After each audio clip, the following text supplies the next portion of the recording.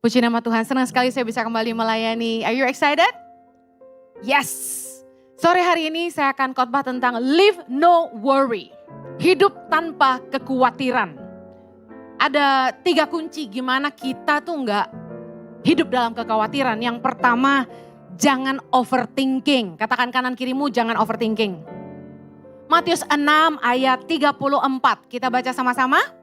Sebab itu janganlah kamu khawatir akan hari besok. Karena hari besok mempunyai kesusahannya sendiri. Kesusahan sehari cukuplah untuk sehari. Percayalah hidupmu akan lebih tenang kalau kamu tuh gak overthinking. Apa sih overthinking? Orang yang overthinking tuh khawatir ini dan itu. Khawatir sesuatu yang belum terjadi seolah-olah itu akan terjadi gitu. Hati-hati. Jangan sampai kekhawatiranmu menjadi imanmu. Yesus berkata dalam Matius 9 ayat 29, jadilah kepadamu menurut imanmu. Hati-hati apa yang jadi imanmu. Kebanyakan kita suka ngomong yang sia-sia. Kalau udah khawatir tuh mulutnya kemana-mana. Aduh gimana ya kalau ternyata ada kanker gitu loh. Gimana kalau misalnya gue mati muda gitu loh. Gimana kalau misalnya laki gue selingkuh gitu loh. Jadi kayak yang belum terjadi bahkan belum tentu terjadi. Udah dikhawatirin. Ada orang-orang yang dikit-dikit khawatir. Kemarin saya baru ketemu sama satu orang yang kasih tahu saya. Bu ini saya takut setan kata dia. Takut setan gak apa-apa asal kita jangan jadi setan. Ya. Khawatir ini itu belum terjadi. Nah orang yang overthinking ini saya yakin hidupnya nggak akan pernah happy. Karena dia selalu akan worry, khawatir. Tahukah Anda bahwa yang bisa mengalahkan iman kita adalah asumsi kita yang salah. Orang belum tentu begitu, tapi kita udah mikirnya gitu. Mari iman tuh yang baik. Keadaan nggak baik pun perkataan kita harus baik. Karena ucapan adalah doa, amin. Waktu anak saya masih kecil, Zoe itu kembar kedua. Zoe itu dari kecil kasihan banget, selalu dapat neni yang ceroboh gitu. Dia jatuh, itu kepalanya pernah terbanting kena ranjang besi, terus jatuh lagi ke lantai 2 kali gejeduk gitu. Terus waktu saya ingat dia bolak-balik kejeduk. Nah setiap kali anak saya kejeduk, saya selalu tumpang tangan dan bilang gini, dalam nama Yesus, pasti trombopop dulu lah ya. Trombopop dalam nama Yesus. Tidak akan ada penyakit di masa yang akan datang. Tidak ada pendarahan otak. Anak ini akan tumbuh cerdas, anak ini akan pintar. Tidak akan ada penyakit yang mengikutinya. Saya doain terus, tiap kali.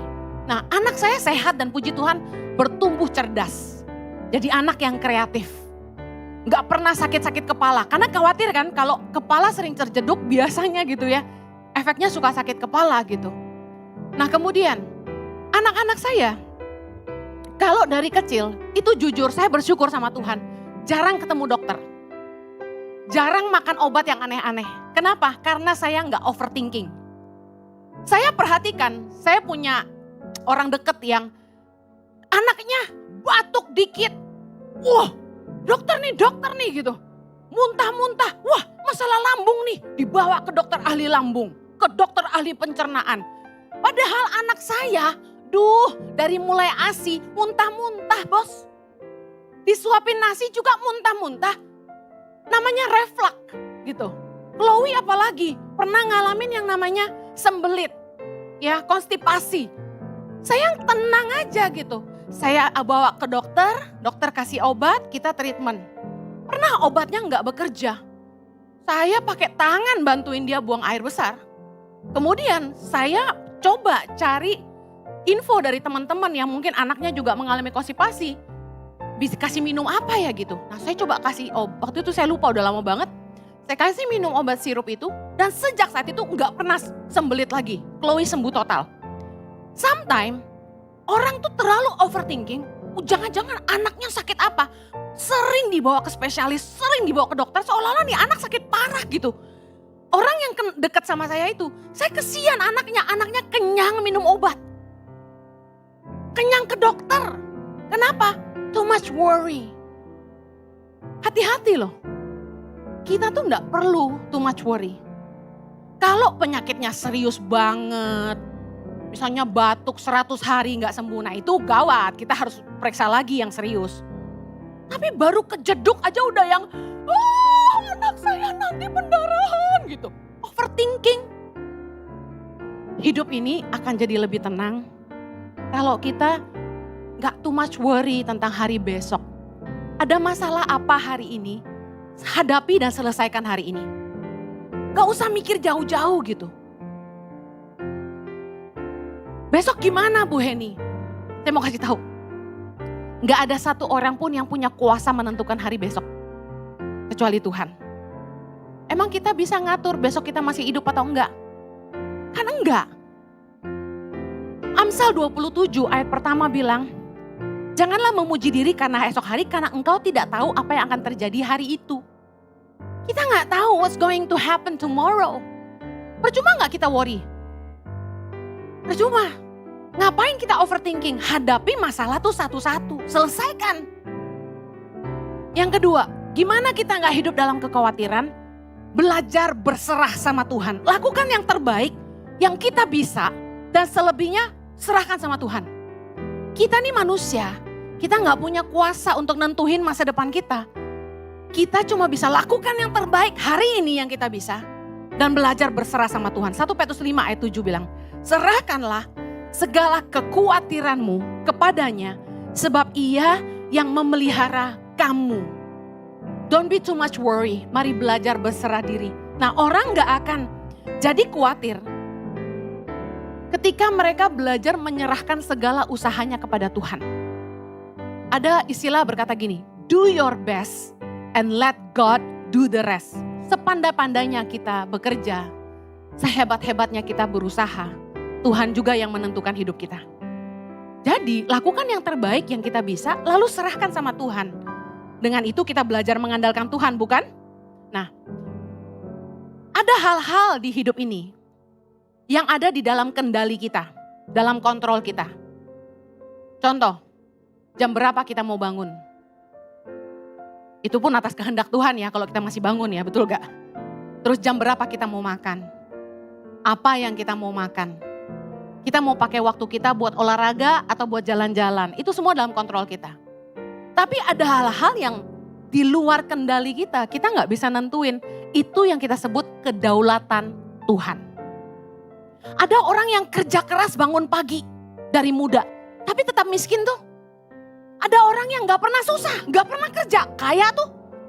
Nah, ada hal-hal yang bisa kita kendaliin. Ada hal-hal yang kita gak bisa kendaliin. Untuk hal-hal yang kita gak bisa kendaliin, kita gak usah worry. Tapi kita lakukan yang terbaik. Contoh, apa yang kita bisa lakukan supaya kita gak worry? Karena gini, daripada kita ngabisin waktu kita untuk khawatir, lebih baik kita pakai waktu kita untuk melakukan hal-hal ini. Yang pertama, tabur yang baik hari ini. Firman Tuhan berkata dalam Galatia 6 ayat yang ke-7. Jangan sesat, Allah tidak membiarkan dirinya dipermainkan. Karena sama-sama, apa yang ditabur orang itu juga yang akan dituainya. Firman Tuhan berkata bahwa apa yang kita tabur, kita akan tuai. Jadi kalau Anda tidak mau khawatir, apa yang Anda tuai besok, taburlah yang baik hari ini. Katakan amin. Apa yang kita harus tabur Bu Heni? Kalau Anda lihat temanmu susah, Anda coba tolong dia, tabur kebaikan sama dia. Anda ketemu orang, bahkan mungkin orang ini pegawaimu, taburlah kebaikan. You never know apa yang Anda tabur itu suatu hari Anda akan tuai. Saya punya kesaksian hidup yang nyata. Mau dengar? Satu kali saya kerja sama Joyce Meyer Ministries. Kami sedang rekrut untuk administration, admin, staff. Nah, datanglah seorang anak perempuan. Saya lupa dia umur berapa waktu itu. Kayaknya masih muda banget ya. Belasan apa umur 20 gitu. Muda banget. Datang ke, waktu itu saya tinggal di rumah mertua saya. Nah, datanglah mereka, orang ini sendirian.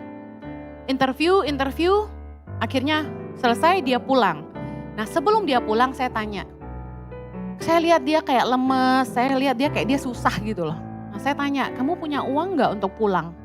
Dia bilang, gampang Bu gitu.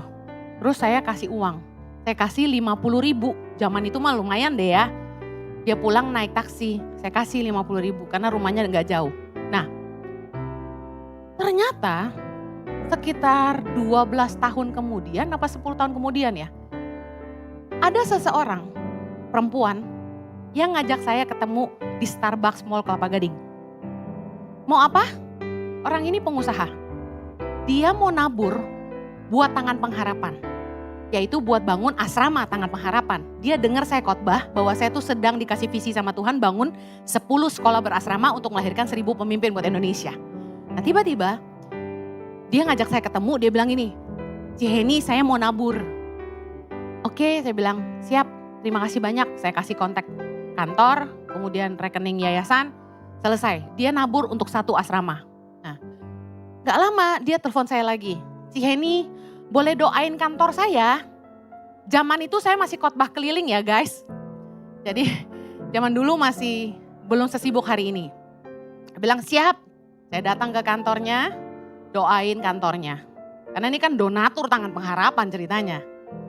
Begitu saya selesai doain, biasanya hamba Tuhan pulang dikasih amplop.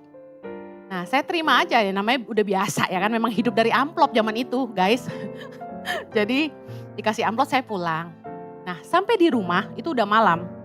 Saya buka amplopnya, saya kaget. Wah salah nih, jangan-jangan bukan buat gua ini mah, buat yayasan kali. Saya cepat-cepat telepon. Saya bilang, sorry ini buat saya atau buat Tangan Pengharapan? Dia bilang, buat Cici. Ah serius kamu? Saya bilang, ini banyak sekali loh. Seumur-umur gue doain orang baru kali ini kasih segitu gitu. Saya shock. Pengen tahu gak berapa? 500 miliar. 500 miliar. Berapa? 500 million. Terus dia bilang, ini buat Cici. Oke, nanti kapan-kapan kita ketemu ya Ci. Dia bilang, siap. Besok-besoknya saya lupa kapan kita ketemuan. Tahu gak dia cerita apa? Cici ingat gak tahun berapa gitu ya. Saya tuh pernah ngelamar kerja ke Joyce Meyer Ministry. Untuk jadi staff admin. Nah setelah interview, saya lupa apakah orang itu Cici atau bukan. Tapi saya ingat orang itu kasih saya uang taksi 50.000. Dan setahu saya, bosnya di Joyce Meyer Ministry itu Cici. Jadi itu pasti Cici, dia bilang gitu. Saya kaget. Hah?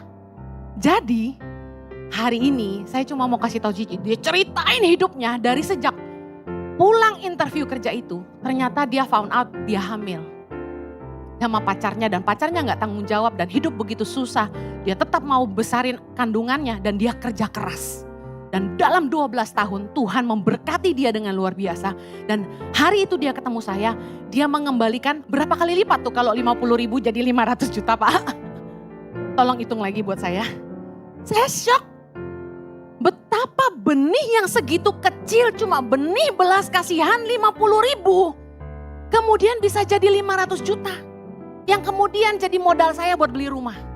Ajaib Tuhan? Katakan Tuhan ajaib. Kalau kita nggak mau worry tentang hari besok, mari tabur yang baik hari ini. Kalau kita jahatin teman kita nggak bisa dipercaya. Saya kasih tahu besok-besok nggak akan ada orang yang mau kerja sama lagi sama kita. Saya punya beberapa teman yang saya udah nggak mau berhubungan lagi sama mereka. Saya tidak benci mereka, saya mengasihi mereka. Tapi Anda mengerti maksud saya. Kita takut dekat sama orang yang udah pernah jahat sama kita. Anda paham kan? Kita mau ngasihi musuh, yes. Saya nggak benci mereka. Kalau ketemu pun saya tetap peluk, saya tetap baik. Tapi enough is enough. Kita dikerjain, kita dibohongin. Udah that's it deh, better you don't touch me gitu. Nah, kalau Anda nggak mau nuai yang tidak baik, hari ini tabur yang baik. Jangan nipu saudara, jangan nipu teman. Makanya saya pernah bilang gini, kalau ada orang yang kesusahan uang, terus ujuk-ujuk dia datang nemuin orang yang gak dia kenal untuk bantuan, saya pertanyakan. Karena kalau dia nabur yang baik sama keluarganya, waktu dia susah pasti keluarganya tolong dia. Kalau dia nabur yang baik sama teman-temannya, selama teman-temannya susah dia bantu, waktu dia susah pasti temannya bantu dia. Sejelek-jeleknya kasih makan. Tapi kalau ada orang yang gak kenal sama kita, tahu-tahu teng kesini, bayarin utang saya dong. Berapa? 50 juta. Emang lu siapa? Orang asing bantu Anda, cuma malaikat yang bisa lakukan itu mungkin. Tuhan pakai malaikat kirim ketemu kita, bantu kita terus pergi gitu. Mari cek, apakah hidupmu menabur yang baik gak? Karena kalau orang nabur jahat, dia perlu khawatir. Tapi kalau dia nabur apa yang baik, dia gak perlu khawatir. Amin. Apalagi yang bisa kita lakukan daripada kita worry? Bekerja keras di musim panas supaya kita tenang di musim dingin. Ingat kisah semut dalam Amsal 30 ayat 25? Semut, bangsa yang tidak kuat, tetapi yang menyediakan makanannya di musim panas. Ada istilahnya, be prepared for the worst. Siaplah menghadapi yang terburuk. Orang bisnis aja gak bisa cuma hitungin untungnya doang, setuju? Orang bisnis harus ada kalkulasi loss. Waktu kita bikin neraca keuangan, ada loss, ada profit. Nah, kalau kita prepared for the worst, kita ready untuk hal yang terburuk terjadi, kita akan kerja keras selagi kita bisa.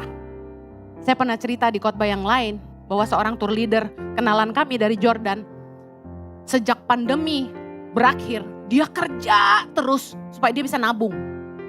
Satu yang dia katakan ke saya khawatir kalau pandemi datang lagi, saya gak bisa kerja, jadi mendingan saya kerja keras. Nah, saya mau ngomong sama yang masih muda katakan amin. Mumpung Anda masih sehat, mumpung Anda masih kuat, kerja keraslah.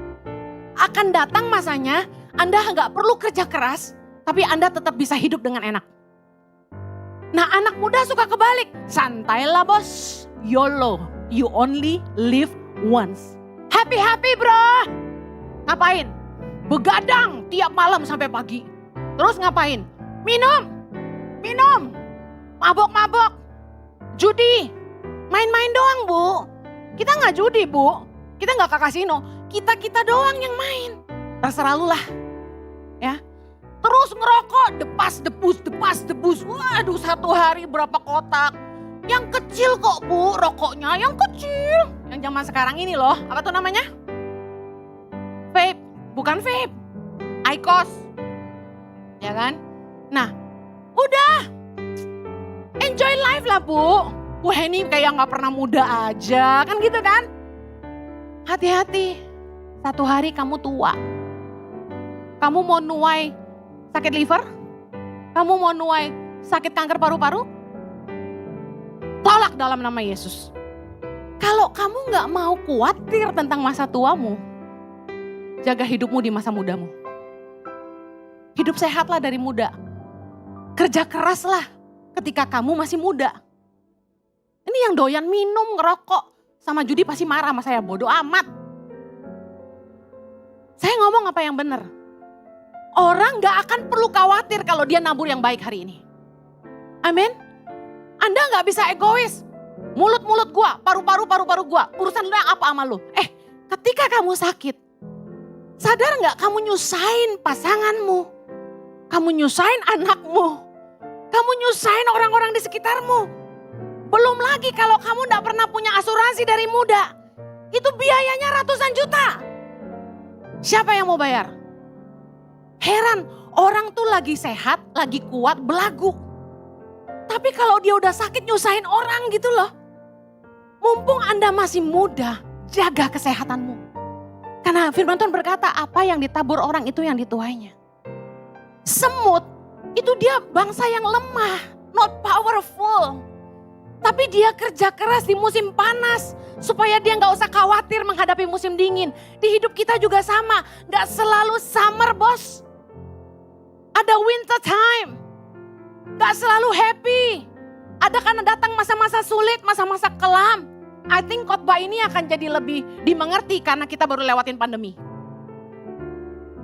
Amsal 31 ayat 25 dikatakan gini tentang wanita yang cakap. Pakaiannya adalah kekuatan dan kemuliaan. Ia tertawa tentang hari depan. Berapa banyak wanita-wanita cakap di sini yang tidak khawatir tentang hari depan? Angkat tangan. Katakan, I live no worry. Wanita yang cakap, dia tertawa tentang hari depan. Karena apa? She is prepared. Dia ready. Amen. Pertanyaan saya, kalau pandemi sampai terjadi lagi, Anda siap gak? Are you prepared for the worst? Anda siap gak menghadapi musim dingin dalam hidupmu? Siap gak menghadapi masa-masa di mana apa yang kamu lakukan hari ini mungkin gak bisa jalan lagi? Kalau Anda gak mau hidup dalam kekhawatiran, be prepared. Siap-siaplah. Jangan boros-boros lagi. Jangan beli yang gak perlu. Firman Tuhan berkata, orang yang mengejar barang yang sia-sia akan berkekurangan. Kadang-kadang nafsu kita kegedean, kemampuan yang kurang. Mari kerja keras, jangan ikut gaya hidup orang lain. Saya ngomong ini sama perempuan terutama. Laki-laki beda cerita, habis ini laki-laki, sekarang perempuan dulu. Ya, siap-siap ya. Saya ini orang yang gak branded minded. Saya gak ngikutin tren. I set the trend. Dari dulu, saya gak pernah ikut-ikutan. Orang lagi musim apa, rame pakai itu gitu. Wah lagi musim coloring hair, semua cat rambut. Pernah satu musim itu biru, hijau, merah. 3 warna satu kepala, ingat? Saya gak ikutan. Banyak yang ngerayu saya, udah cat aja rambutnya. Keren nih kalau dicat nih digitu-gituin saya. Saya gak pernah ikut-ikutan orang. Saya gak pernah iri orang punya tas mahal. Saya gak pernah ngiri ipar saya pakai. Dia punya Chanel yang original. Dia punya Louis Vuitton, Prada. Tas dia satu lemari gak ada yang palsu. Saya gak pernah ngiri, I don't care. Hidup kita, tanggung jawab kita. Kalau memang orang punya lebih, biarlah mereka nikmati. Kalau kita gak punya lebih, ngapain kita ikut-ikutan orang? Nyusahin diri sendiri. Kalau kita beli nyicil, emang nyicil gak bayar? Siapa di sini yang ngerti cicilan berat juga bos? Berapa di sini yang setiap bulan cicilannya 10 item? Gak apa-apa beli kursi pijit cicil 1 juta sebulan. Gak apa-apa beli ranjang king coil cicil 5 juta sebulan. Berasa tuh. Beli kulkas, beli apa, nyicil. Sekali bayar tiap bulan kita mau pingsan. Kalau kita mau be prepared for the worst, mau siap, gak usah khawatir tentang hari depan, jangan banyak utang. Saya hutangnya besar, hutangnya rumah. Tapi in case sampai saya gak mampu bayar tuh cicilan rumah, saya jual aja.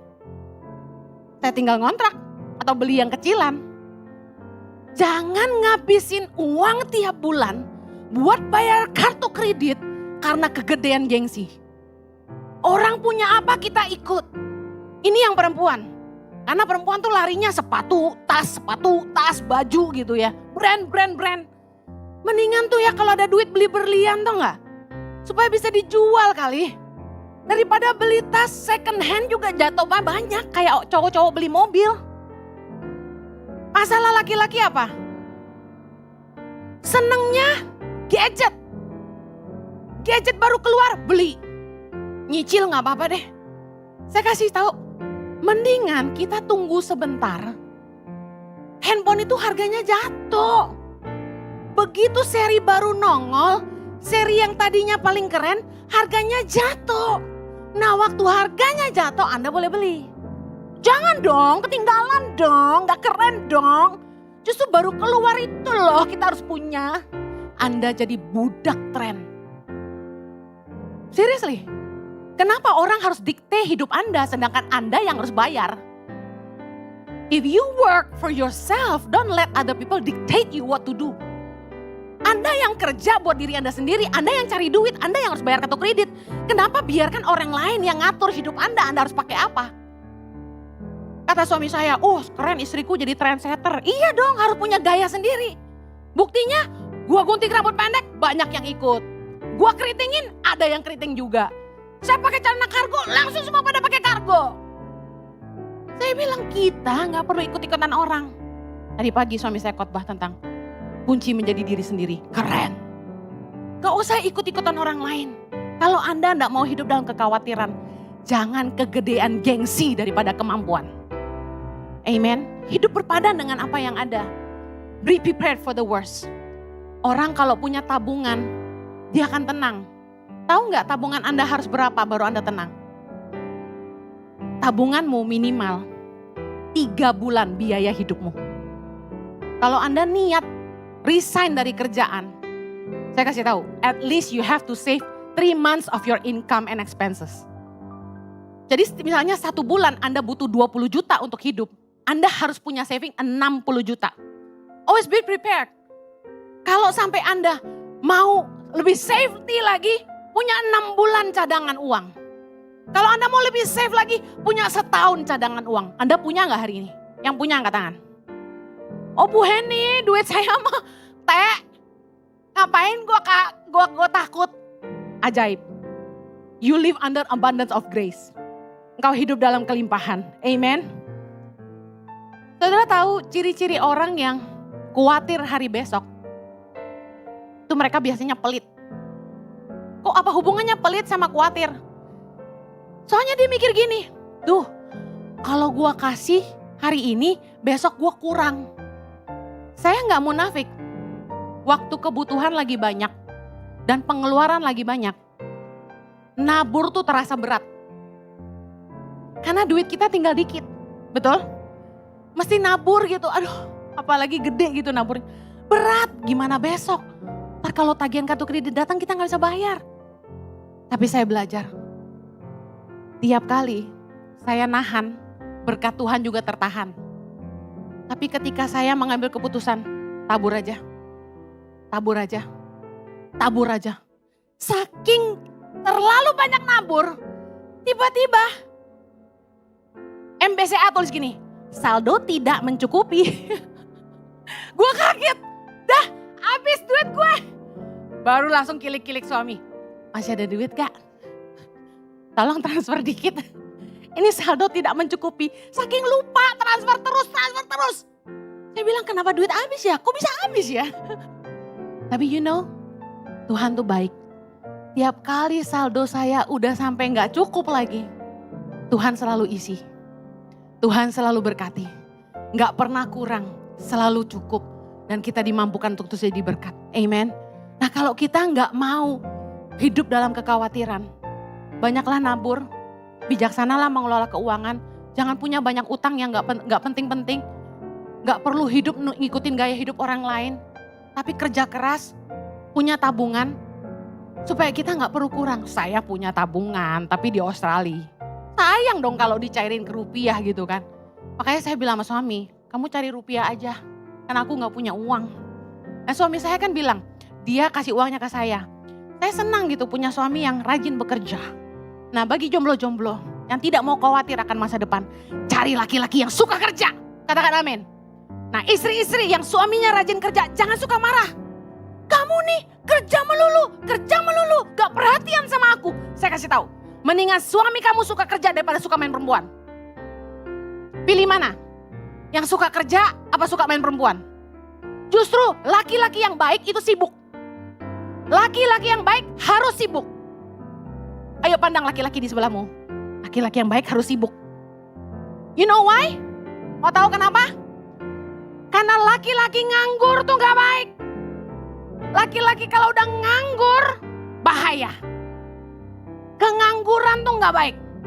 Terlalu banyak imajinasi liar. Kesempatan nonton-nonton yang gak perlu. Kesempatan buat main-main yang gak perlu dimainin. Jadi saya senang suami saya sibuk. Sibuklah terus sayang, teruslah berkarya. Haleluya. Amin. Kita harus bertumbuh. Jangan sampai buang waktu. Saya akhiri, yang terakhir. Kalau kita tidak mau khawatir, mari percaya pemeliharaan Tuhan. Kita akan bisa tidur nyenyak, hidup dalam damai sejahtera. Kalau kita punya sikap seperti ini. Yang pertama, kita punya Bapa yang baik. Katakan amin. Matius 6 ayat 31. Sama-sama baca. Sebab itu, janganlah kamu khawatir dan berkata, apakah yang akan kami makan? Apakah yang akan kami minum? Apakah yang akan kami pakai? Semua itu dicari bangsa-bangsa yang tidak mengenal Allah. Akan tetapi Bapamu yang di sorga tahu bahwa kamu memerlukan semuanya itu. Katakan amin. Berapa banyak saudara percaya bahwa Anda punya Bapa yang baik? Ada lagu yang bilang, ku tahu Bapa peliharaku. Dia baik, dia baik. Amen. Anda gak akan khawatir kalau Anda mengenal siapa Bapamu. Dia Bapa yang baik. Mungkin ada di antara Anda yang lahir di keluarga yang papamu gak baik. Tapi saya kasih tahu, Bapa kita di sorga, dia sangat baik. Dia tahu apa yang kamu perlukan. Dan dia pasti menyediakan. Bukankah di masa-masa sulit, gak ada di antara kita yang kelaparan? Katakan Tuhan baik. Terakhir saya mau tutup dengan kesaksian. Staf saya di Tangan Pengharapan, dia leader pendidikan yang mementor guru-guru pedalaman di seluruh Indonesia. Satu hari dia WhatsApp saya. Kami sering kali meeting. Ketika ada masalah ini dan itu, kami meeting untuk selesaiin masalah-masalah di Tangan Pengharapan. Di seluruh Indonesia. Dan dia heran lihat saya tuh tenang gitu. Bisa jawab masalah satu-satu, bisa kasih solusi satu-satu. Dia heran. Jadi dia WA saya sore-sore dia bilang gini. Bu, boleh saya tanya? Kenapa ibu bisa setentang itu? Menghadapi begitu banyak masalah di Tangan Pengharapan. Kok ibu bisa tenang? Dia bilang. Tadi siang suami saya baru khotbah. Cerita bahwa Tangan Pengharapan tuh tiap bulan harus raising fund 3 miliar. Untuk bisa keep the programs running. Gak kecil kan? Harusnya saya stres gak? Harusnya stres banget. Apa yang membuat saya tenang? Saya mau share ini rahasianya. Orang tuh jadi gak khawatir kalau dia percaya bahwa apa yang dia punya itu milik Tuhan. Apa yang kita punya? Saya mau tanya. Hidup kita ini milik Tuhan. Usaha kita itu punya Tuhan. Kita ini cuma pengelola. Makanya kalau kita punya pemahaman ini, kita gak akan jadi orang yang serakah. Karena kita tahu kita harus jadi pengelola yang baik. Roma 11 ayat 36 berkata, sebab segala sesuatu adalah dari Dia, dan oleh Dia, dan kepada Dia. Bagi Dialah kemuliaan sampai selama-lamanya. Mari serahkan kepemilikan atas hidupmu dan usahamu kepada Tuhan. Saya percaya kalau kita belajar menyerahkan semua yang kita punya, bahkan hidup kita sama Tuhan. Kita mau bilang sama Tuhan, I am yours and all I have is yours. Kita percaya bahwa Tuhan yang pasti akan pelihara kita.